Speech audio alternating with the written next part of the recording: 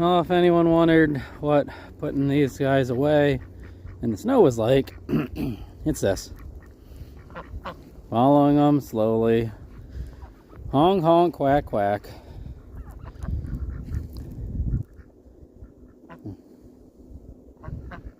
I think it makes the ducks tired.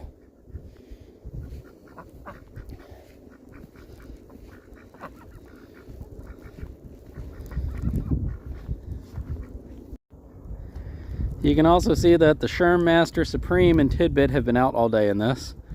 Maybe Mac, maybe not, who knows. Mac, have you been outside? Yeah, Mac's been outside some. Briar looks like she's been hiding in the shed. So yeah, good stuff. Then we just basically got to check that those guys have hay, which they do. Snow on the barn's kind of neat with the run-in. Boy, that camera's blurred.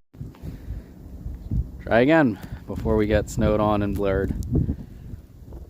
Oh, it's nice. It's nice.